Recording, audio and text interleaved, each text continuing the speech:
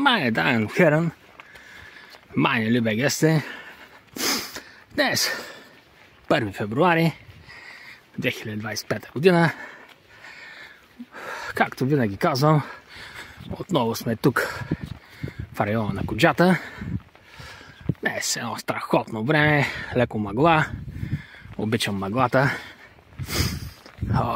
Чикев. Задачата е малко да порежа някой друг хръсталак, да подготвим тук маршрута за туристите. Даже тук може би ще дойдат и ученици, трябва да е комфортно, да не си скъсат любимите дрежки. И днес това ще правим. Страхотно време, мъгла, малко по-късно вероятно всичко ще бъде наред, но за сега това е положението. Продължаваме напред и нагоре. Така, по-голямата част от трасето, което трябваше да се почисти, съм го почистил. Много добре се получи. Като има тежка музика, всичко става много добре. Така, сега продължаваме по основния маршрут. Искаме се тук малко към ортата да завия, да видя там някоя пътечка хубава. Тук сме подножието на някакви доста големи скали. Не съм ги изследвал, но лятото е пред мен. Мисля тук да направя доста интересни неща. Да има какво да се гледа. Една малка част от екзотиката на Куджакая. Тук има някакво хубаво скално поленце. Страхотни камъни.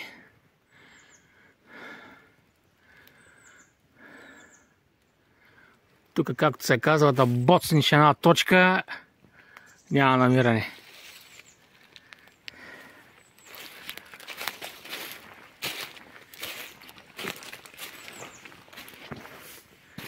Ево тук можете вече да видите как се извисява Куджак Ортакая.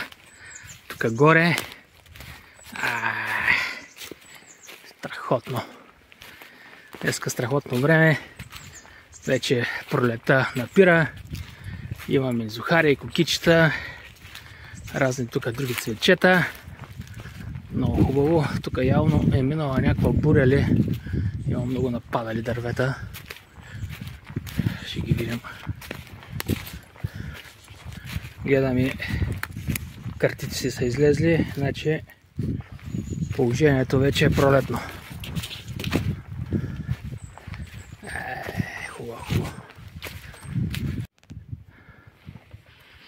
Правим вече изкачване на Куджата, защото то е без изкачване на Куджата няма как да мине. Хубаво време. Тук срещаме ни откачени бегачи, които са решили да правят 5 пъти изкачване на стръмния ръб. Хубава работа, но всеки си знае. Моите приятели крабичките са тук. Страхотно. Тук няма бър. Както казват колезачите, фалшиво равно. Всичко е много добре. Вървим си нагоре. И се откриват тук едни гледки. Вишна, каравело, сиври бър. Кеф.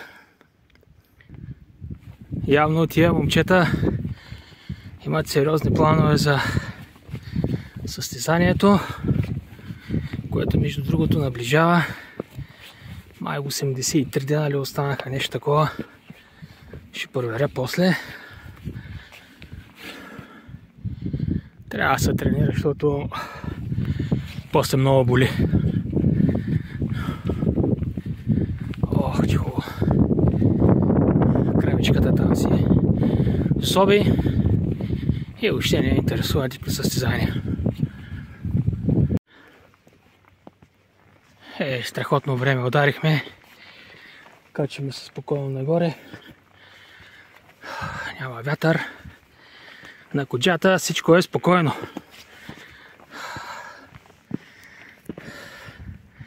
Като гледам и Гармена, почти ще ми даде същата височина. Няма да видим сега. С тези бъгове, мъгове тук разказаха играта на всички.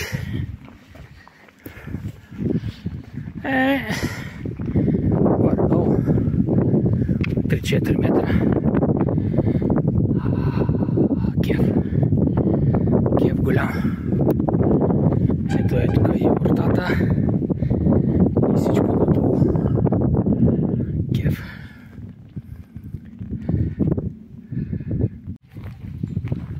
Слязахме вече от коджата. Тук не очакват местните обитатели, моите приятели краечките. Хапват си, лежат си и кой като тях. Така, тук не знам дали се вижда, има един надпис, написан с камъни Коджакая. Много е хубав. От 100 години вече се каним да го варосаме малко, да се вижда отгоре, защото тук почна да го превзема вече природата. Ето вече можем да видим там някои от тези бегачи, които се качват нагоре. Кравичките си стоят. Кеф. Продължаваме от тук на ето го местния обитател, Сивчо. Само тук ще завием надясно и влизаме надолу в дебрите. Да видим къде ще намерим път за дерето. Хубавата новина е, че реката Коджа Дере Си отново е на линия. Значи ще има разни водопади и тем подобни неща. Сега ще отида малко по-нататък да видя какво се случва. Тук съм под стръмния ръб. Смятам да се изпържа. Що пък не, имаме време. Пържонята трябва да върви.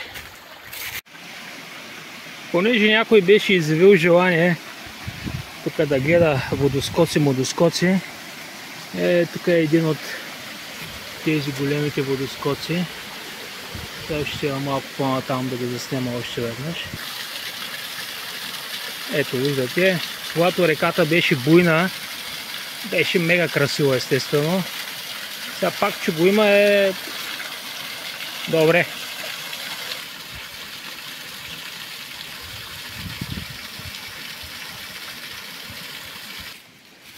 Сега се движа по една много специална пътечка.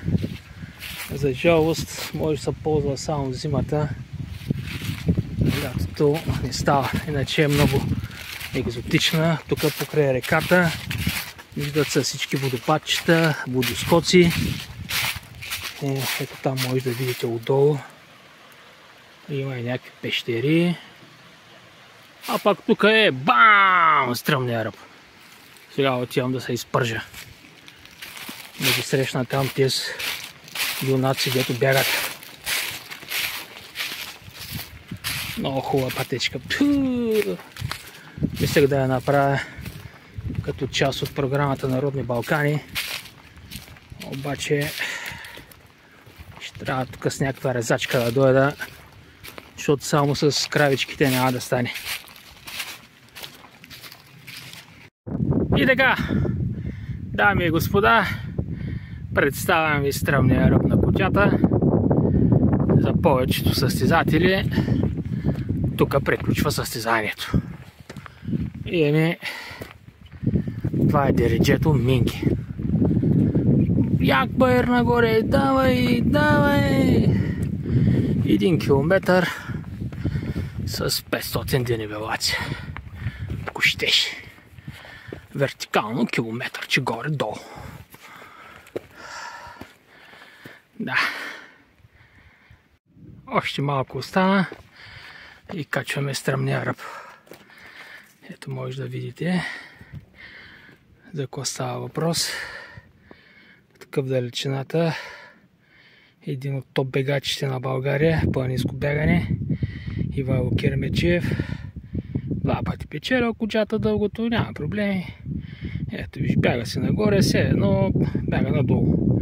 И това е положението.